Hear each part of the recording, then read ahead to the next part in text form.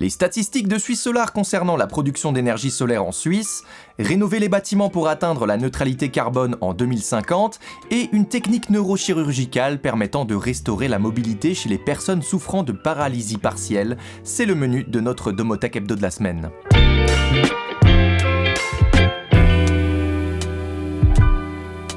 Les personnes qui nous suivent ne seront pas surprises par la publication des toutes récentes statistiques de Suisse Solar qui annoncent que cette année, la production d'énergie solaire contribuera à hauteur de 11% du besoin en électricité de notre pays et se trouve donc sur la bonne voie pour devenir le second pilier de l'approvisionnement électrique suisse à côté de l'énergie hydraulique.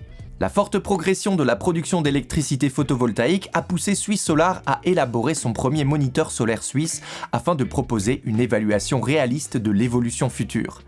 Du fait des incertitudes liées à la nouvelle loi sur l'électricité, Suisse Solar prévoit un léger recul de la puissance installée en 2025-2026. Ensuite, les nouvelles réglementations devraient stimuler une nouvelle croissance du marché avec une stabilisation à environ 2,1 TWh vers 2029. Cette dynamique permettra à la Suisse de produire plus de 28 TWh d'électricité solaire d'ici 2035, soit près de 50% de la consommation électrique actuelle. Nous avons publié le communiqué complet de Suisse Solar juste ici, vous y trouverez également un lien vers le moniteur solaire suisse 2024.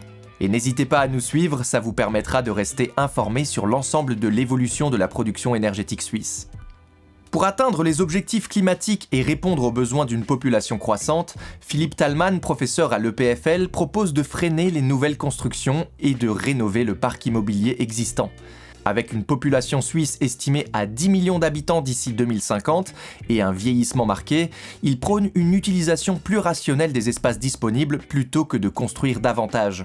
Malgré une pénurie apparente de logements, Philippe Thalmann souligne que le nombre de mètres carrés par habitant en Suisse a largement augmenté ces dernières décennies, laissant un potentiel sous-exploité avec des lits froids ou des pièces sous-occupées.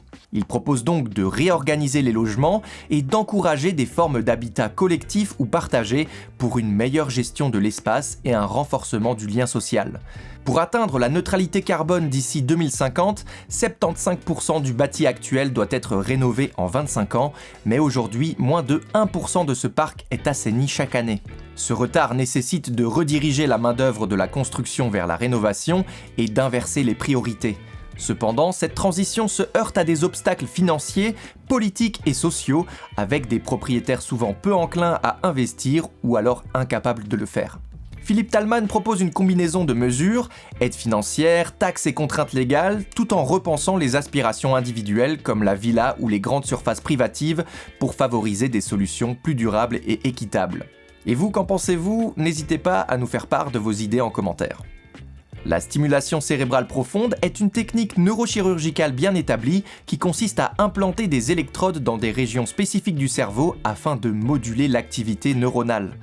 Traditionnellement, cette stimulation était principalement utilisée pour traiter les troubles du mouvement tels que la maladie de Parkinson ou le tremblement essentiel en ciblant les zones du cerveau responsables du contrôle moteur. Cependant, des chercheurs de l'EPFL et du CHUV, dirigés par Grégoire Courtine et Jocelyne Bloch, ont démontré que la stimulation cérébrale profonde de l'hypothalamus latéral permet de restaurer la mobilité chez des personnes souffrant de paralysie partielle. 2 participants à un essai clinique ont retrouvé leur capacité à marcher sans aide et à accomplir des tâches quotidiennes grâce à cette thérapie novatrice. L'étude révèle que la stimulation cérébrale profonde favorise une réorganisation des fibres nerveuses résiduelles, entraînant des améliorations neurologiques durables même après l'arrêt de la stimulation. Les chercheurs travaillent maintenant sur une combinaison avec des implants sur la moelle épinière pour aller encore plus loin. Alors vous voyez, avec un peu d'électricité bien placée, on peut vraiment faire des merveilles. Le Domotek Hebdo, c'est fini, on se donne rendez-vous très vite pour un nouvel épisode.